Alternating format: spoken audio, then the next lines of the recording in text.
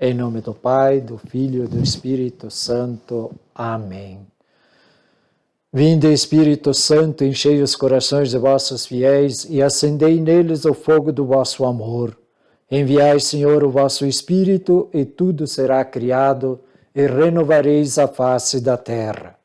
Oremos, ó Deus, que instruístes os corações de vossos fiéis com a luz do Espírito Santo.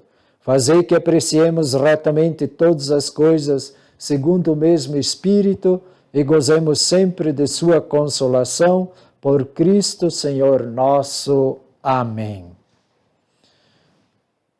Queridos irmãos e irmãs em Jesus Cristo, eu recebi a incumbência de falar um pouco sobre esse tema, ainda mais um pouco, e já não me vereis. De João, capítulo 16, versículo 6. Nós temos que lembrar que Jesus, no capítulo 15 de São João, instrui os discípulos mostrando quem eles são. Quem que eles são? Vós já estáis puros por causa da palavra que vos fiz ouvir. E Jesus pede, permanecei em mim como eu em vós. Como o ramo não pode dar frutos por si mesmo e não permanece na videira, aliás, se não permanece na videira, assim também vós, se não permanecerdes em mim, não dareis frutos. Eu sou a videira e vós os ramos. Então vejam como Jesus mostra para os discípulos quem que eles são. Ele, a verdadeira videira, e os discípulos, os ramos. E o que é necessário para vivermos essa realidade? Permanecer nele. Aquele que permanece em mim e eu nele produz muito fruto, porque sem mim nada podeis fazer. E o amor fraterno que existe entre todos, Jesus mostra para nós isto. Porém, há o ódio do mundo. O mundo é terrível nesse sentido. E Jesus diz para eles que tudo isto vai acontecer. E pede para que nos amemos uns aos outros. Ninguém tem maior amor do que aquele que dá a vida por seus amigos. E Jesus os mostra para eles, vós sois meus amigos, se praticais o que eu vos mando.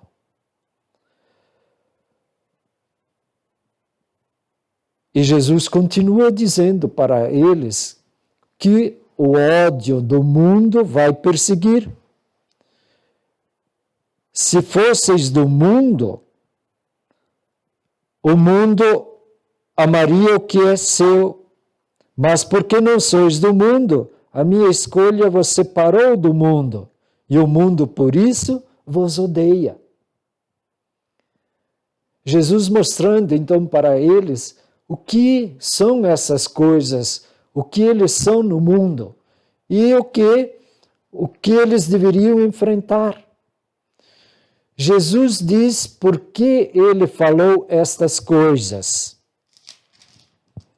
Digo-vos isto para que não vos escandalizeis.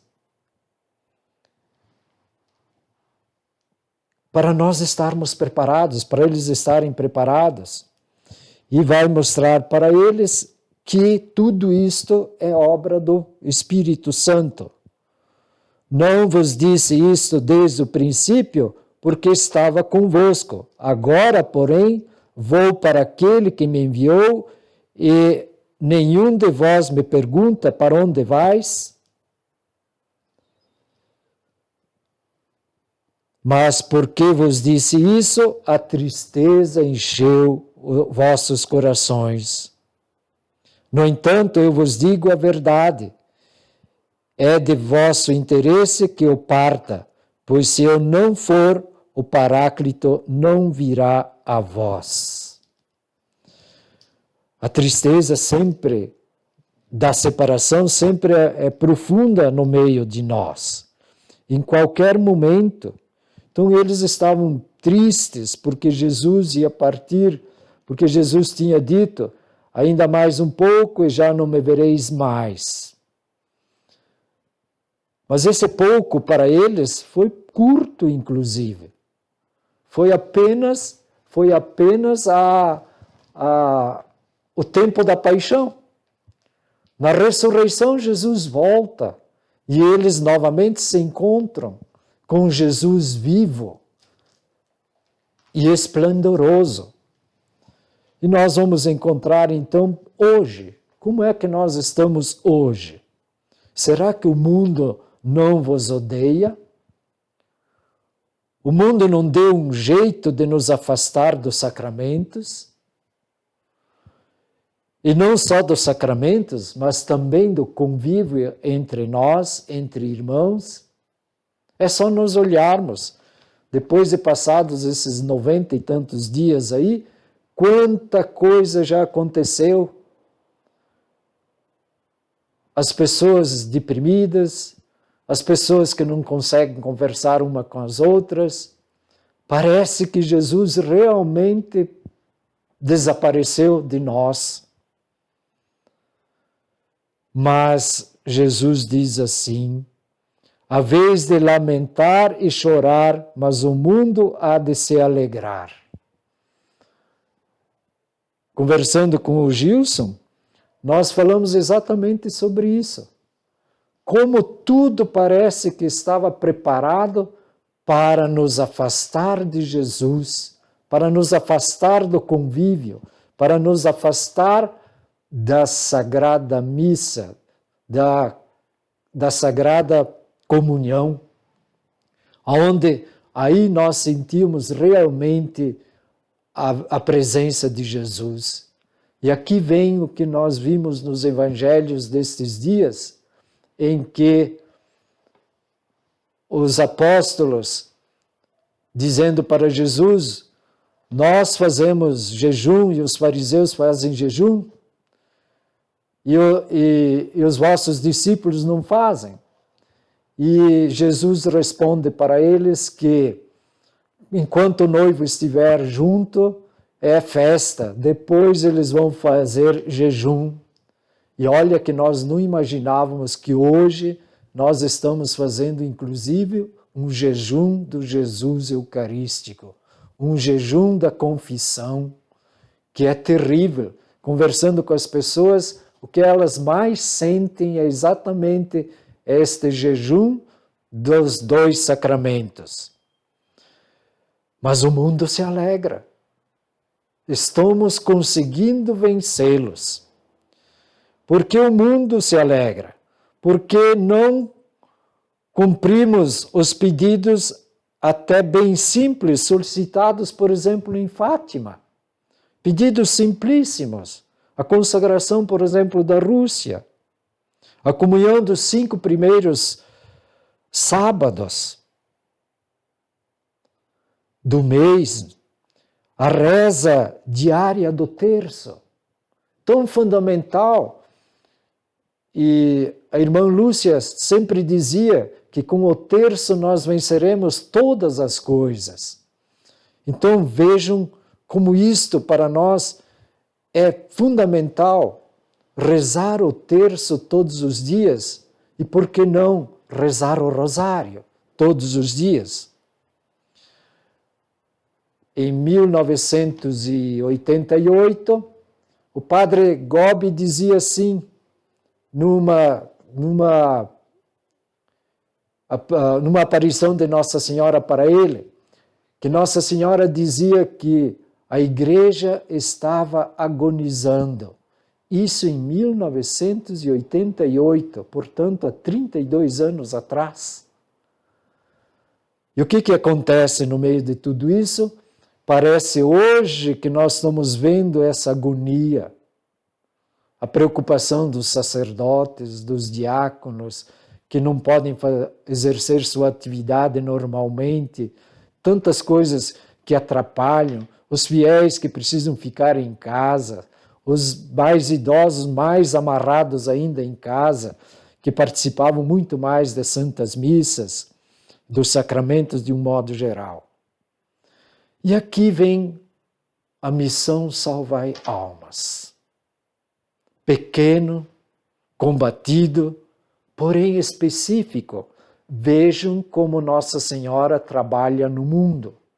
Ela quer salvar a todos, quer que Jesus esteja presente todos os dias. Então, parece que ela inventa de tudo. E aqui ela descobriu, nas pessoas do movimento Salvai Almas, ou da missão Salvai Almas, um pequeno grupo para salvar almas. E não apenas as almas aqui deste mundo, mas aquelas que estão no purgatório também, aquelas que estão na mansão pagã. Por isso que o Salvai Almas reza pela conversão de todos, inclusive cada um de nós. O que ele faz mais? Reza pelas almas do purgatório, visita cemitérios, faz orações, faz anistias, para que quanto mais cristãos, quanto mais filhos de Deus estejam junto na glória dele, muito melhor. E é fundamental também o que faz o Salvai Almas. Reza pela igreja, pelos sacerdotes, que são os filhos prediletos de Nossa Senhora.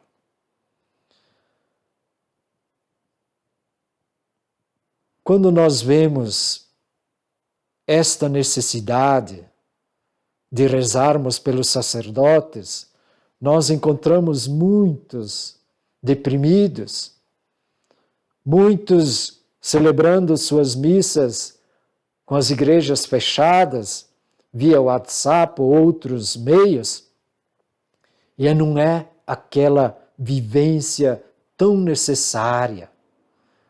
Dado o momento, a gente percebe que há um esfriamento, parece, da pessoa. Então aqui nós precisamos rezar muito mais. E aí nós vemos a agonia da igreja. Então, para que nós precisemos rezar?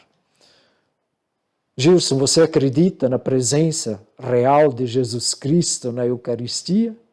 Sim. Quantos que não acreditam? Então imagine neste tempo em que não precisa mais nem sequer frequentar as Santas Missas. Mas tem uma outra parte bem interessante para a presença de Jesus no meio de nós. Você acredita? Onde 2 ou mais estiverem em meu nome, reunidos em meu nome, eu estarei no meio deles? Então veja, quanto hoje nós precisamos fazer isto. Lembrar dessa presença que Jesus está no meio de nós. Se não podemos buscá-lo na Eucaristia, vamos buscá-lo na reunião de 2 ou mais e acreditar que realmente Jesus está no meio de nós.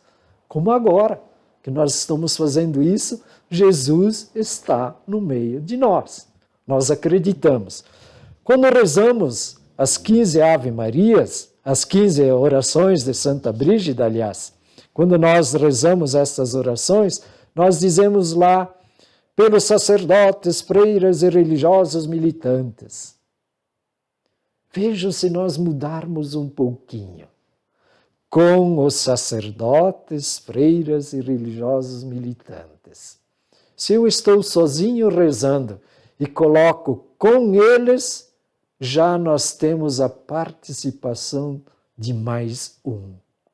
Alguém deles estará rezando. Muda totalmente a perspectiva, porque nós estaremos juntos rezando, e onde 2 ou mais, Jesus está no meio deles. Pelos trabalhadores em geral, se nós rezarmos com os trabalhadores em geral, alguém deverá estar trabalhando. Alguém deverá estar rezando. E assim por diante. Vejam, por exemplo, pelos presos. Com os presos. É totalmente diferente. Vamos rezar pelos presos. Os presos estão lá longe. Vamos rezar com os presos. Opa, eu os trouxe mais para perto de mim e eu fui mais para perto deles. Então, a importância que tem quando nós estamos rezando pelos doentes, temos a outra, pelos doentes, vamos rezar pelo fulano de tal, pelo fulano de tal, este, aquele, para o Pedro, para o Paulo, para a Maria, pelos doentes. Não, vamos rezar com o Pedro, com o Paulo, com o José, com a Maria, com eles. Nós vamos fazer com que Jesus esteja presente onde 2 ou mais estiverem rezando, reunidos em meu nome. Agora imaginem a oração número 13, que é pelos profetas. Né? A oração é pelos profetas. Imaginem só, quando nós rezamos pelos profetas atuais, o que acontece? Nós, de repente, visualizamos. Mas quando nós rezamos com os profetas atuais, nós saímos do nosso lugar e vamos até a capelinha do Sião rezar com o seu Cláudio. Essa é a diferença. Rezar por ele e rezar com ele. Então é fundamental nós começarmos a pensar na nossa vida para quê? Para que Jesus novamente esteja presente no meio de nós, para que nós possamos aquilo que disse Jesus para o Tomé. Felizes ou bem-aventurados aqueles que creram sem ter visto. Felizes somos nós que cremos na presença de Jesus no meio de nós.